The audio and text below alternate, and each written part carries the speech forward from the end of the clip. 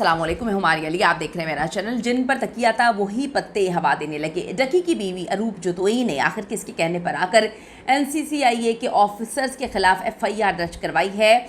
बिल्ली थैले से जी बाहर आ चुकी है। अब हर चीज़ मुकम्मल तौर पे एक्सपोज होना शुरू हो चुकी है। जो चीज़ें छुपाने की कोशिश की जा रही थी अब वो दुनिया के सामने जो है आ रही हैं और यकीन करें कि ढोल पिटना शुरू हो चुका है। 10 करोड़ रिश्वत तकी भाई के जो असल जो है आमदनी है वो कितनी निकली, वो कितनी थी, वो उसकी क्या कहानी है, हम निकालेंगे जी साथ को बाहर। अरूप जतोई को इस बार किसने बेवकूफ़ बनाया है?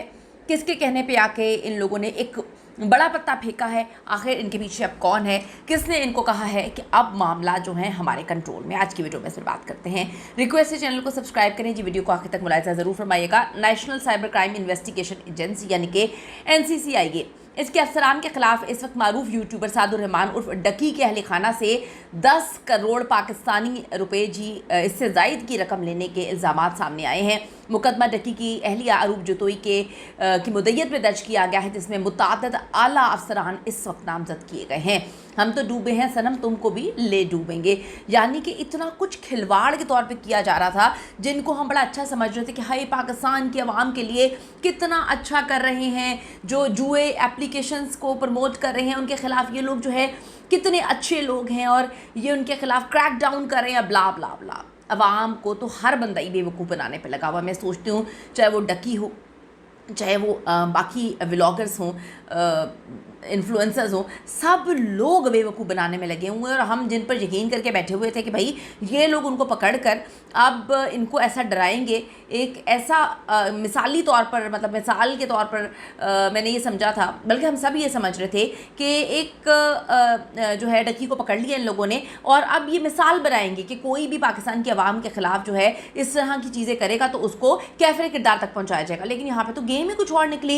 ये जो इतने बड़े बड़े यूट्यूबर्स को पकड़ा जा रहा था उनसे जो है धंधे, यानी कि इनका अपना धंधा चल रहा था, उनसे अपने जो है इन्होंने रिश्वत करके अपनी जेबें गर्म की हुई थी। ये मैं नहीं कह रही, ये वो इल्ज़ाम है जो डकी की बीवी ने एक इनकी मुद्दत में जो FIR दर्ज हुई है उसमें सामने आए हैं कि भाई ये तो हमसे पैसा ले रहे थे। यानी कि आवाम को अगर डकी ने बेवकूफ़ बनाया कि जुआ ऐप्स की प्रमोशन की और कहा कि इसको खेलो, तो जो डकी को पकड़ कर पैसे मांग रहे थे डकी की फैमिली से, वो और हमें बेवकूफ़ बना रहे थे।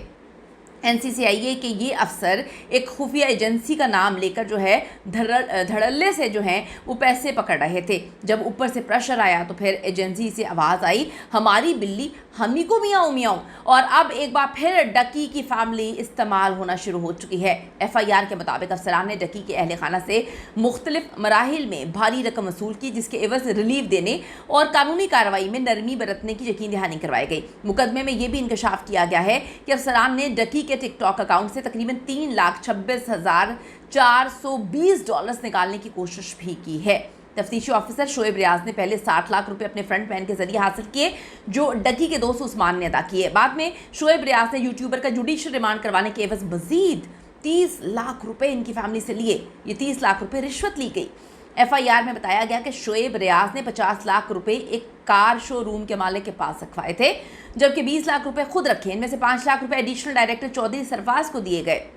मुकदमे में additional director Sarfaraz Chaudhry, deputy director Jawar Ahmad, Mohammad Usman, Ayaz Khan, assistant director Shoaib Riaz, Mushtaba Zafar, sub inspector Yasir Ramzan, Ali Raza और सलमान अजीज़ को जी नामजद किया गया है। मुकदमे में गिरफ्तार मुलजिमान को मंगल को लाहौर की मकामी अदालत में पेश किया जाएगा और जुडिशल मजिस्ट्रेट ने समाअत के बाद मुलजिमान को 3 दिन की जिस्मानी रिमांड पे FIA की तहवील में दे दिया। इल्ज़ाम आयद किया गया है कि शोएब रियाज ने 50 लाख रुपए डिप्टी डायरेक्टर जवार अहमद के एक दोस्त के पास रखवाए, जबकि 5 लाख रुपए जो है मेन फ्रंट मैन उस्मान अजीज़ और 5 लाख रुपए डकी के वकील चौधरी उस्मान ने रखे हैं।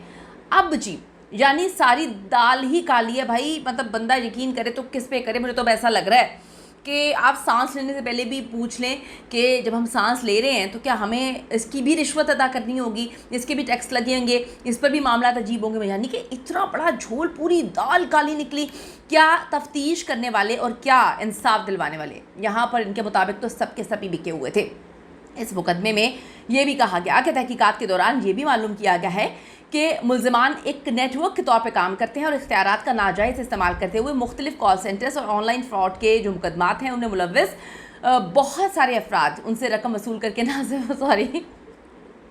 आपस में तकसीम करते हैं, बल्कि इसका कुछ हिस्सा अपने अफसरान को भी भेजते हैं। ये एफआईआर में, मुकदमे में जो है ये कहा गया है। इस मुकदमे में इल्ज़ाम आयद किया गया है कि एनसीसीआईए के हेडक्वार्टर में तैनात अफसरान को ये रकम deputy director operation headquarter Mohammad Usman और deputy director NCCIA Mohammad Ayaz Khan के ज़रिए भिजवाई जाती है। बहुत बड़े बड़े इल्ज़ाम आता है भाई।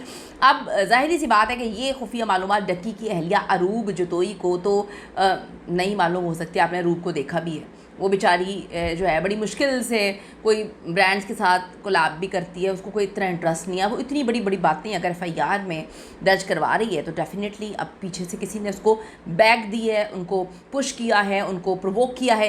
डकी ने जी 20 अगस्त से डकी जो है 20 अगस्त से एनसीसीआईए की तहवील में है। उन पर यह इल्ज़ाम है कि वो एक बैनुल-अक़वामी ऑनलाइन जुए के नेटवर्क के साथ मुंसलिक हैं और भारी रकम के एवज़ जो है सोशल मीडिया पे जुए की ऐप्स की तशहीर कर रहे हैं। यूट्यूबर के बाद जो है बाद कबल गिरफ्तारी ज़मानत की दरखास्तें पहले जुडिशल मजिस्ट्रेट और फिर सेशन कोर्ट ने मुस्तरद की थी, जिसके बायस अब वो अदालती रिमांड पर जेल में मौजूद हैं।